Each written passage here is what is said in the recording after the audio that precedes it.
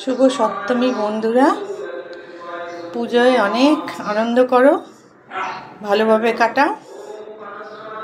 শুভ সপ্তমীর শুভকামনা রইল তোমাদের সাথে।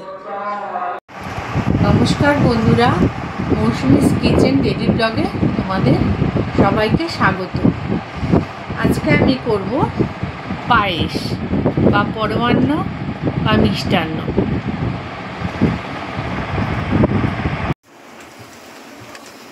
বন্ধুরা, আমি পায়েস বা পরমান্ন বা মিষ্টান্ন তৈরি করার জন্য আমি কড়াইতে প্রথমে দুধটা নিয়ে নিচ্ছি। আমি নিয়েছি আমুল তাজা মিল্কটা।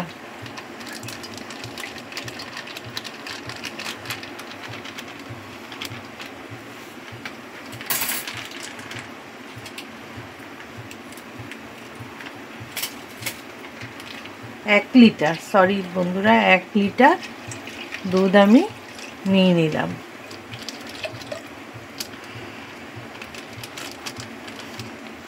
এবার গ্যাসটাকে অন করে দিলাম। এবার দুধটাকে ভালো মতো জাল দেব।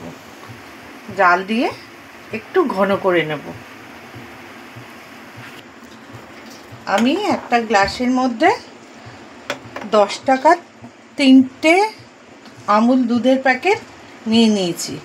আর দুধটাও গরম হয়ে গেছে। এখান থেকে 4 হাতা আমি দুধ এর মধ্যে দিয়ে গুলে নেব, গুলে রেখে দেব।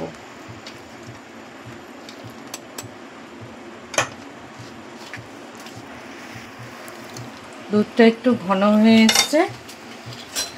এবার আমি একটা বাটিতে কেটে দেব।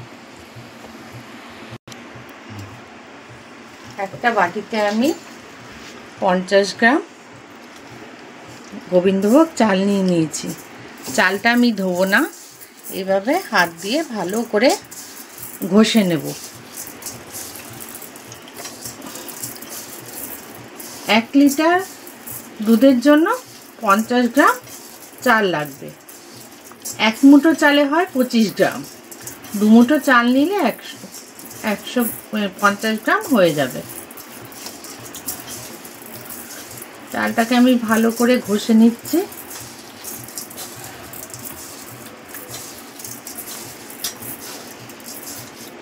এবার এর মধ্যে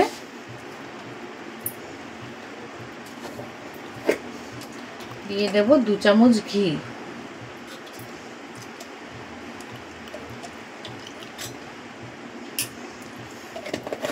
এবার এই ঘিটাকে চালের সাথে ভালো করে মিশিয়ে নেব।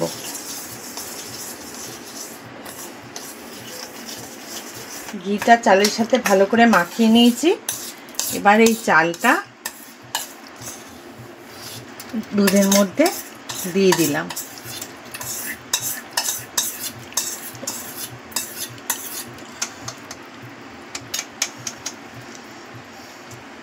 ঘি মাখিয়ে নিলে চালগুলো দুধের মধ্যে আর দলা পাকিয়েও যাবে না, আর নিচেও লেগে যাবে না।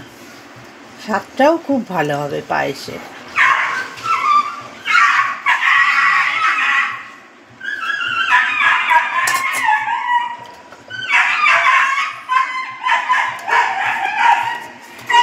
আর দিয়ে দিচ্ছি আমুল দুধটা।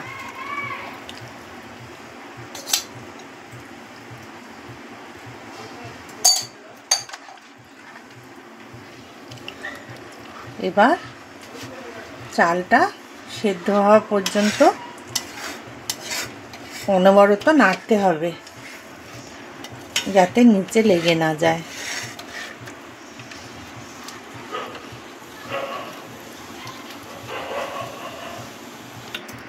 দিয়ে দিলাম 2টো তেজপাতা আর 4টে এলাচ আমি একটু থেতো করে দিয়ে দিলাম।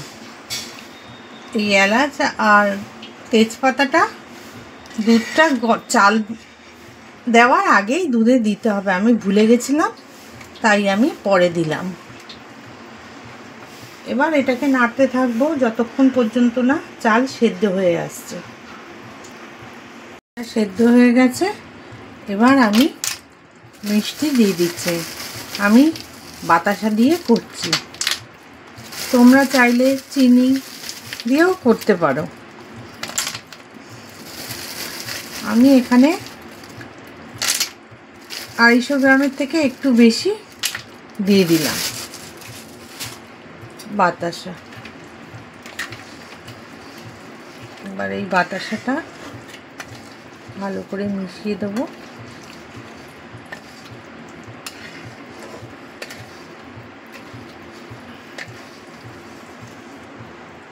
এটা দেওয়ার পর আমি আরও 5 মিনিট এটাকে জাল করে নেব।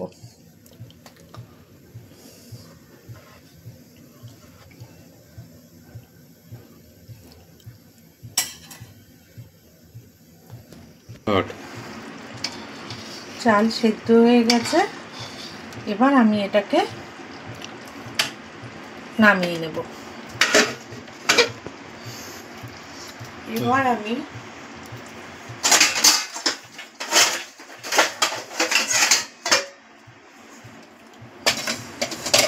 নিয়ে নিয়েছি কাজু আর কিশমিশ। এবার আবার গ্যাসটাকে অন করে দেবো।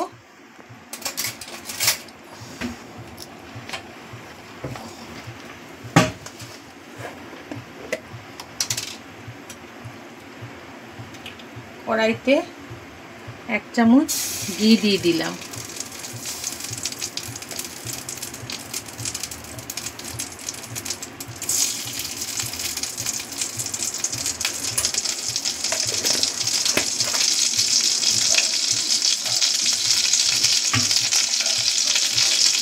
ঘিটা গরম হয়ে গেছে, এবার কাজু কিশমিশটা দিয়ে দিলাম।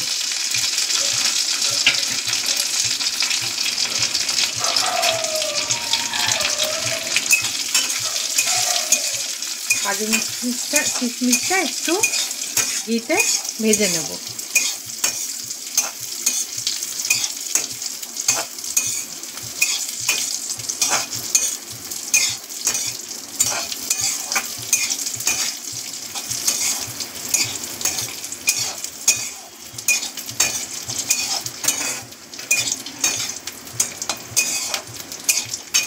এবার এই কাজু কিশমিশটা আমি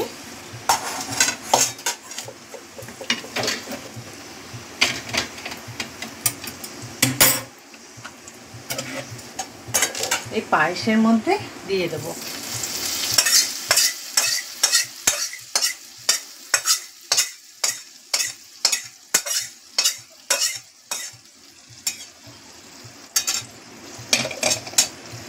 এবার এটাকে মিশিয়ে দেব।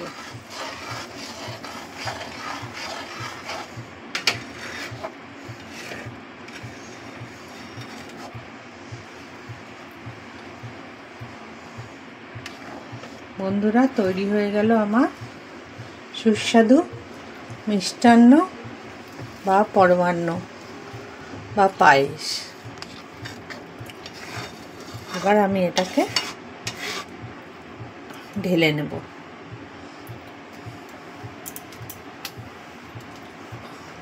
এটা দাও তো। বন্ধুরা, এই হলো আমার পায়েস বা মিষ্টান্ন। তোমাদের তো এই রেসিপিটা যদি ভালো হয়ে থাকে ভালো লেগে থাকে তবে তোমরা বাড়িতে বানিয়ে খেও, খুব ভালো লাগবে। আমার ভিডিওটা যদি তোমাদের ভালো লেগে থাকে বন্ধুরা, তবে লাইক করে দিও আর কমেন্ট করে দিও, আর সাবস্ক্রাইব করবো, আর পাশে থাকা বেল আইকনটি ক্লিক করে দিও। আজকে কিন্তু এই পর্যন্তই বন্ধুরা, আবার নতুন একটা রেসিপি নিয়ে তোমাদের সাথে দেখা হবে।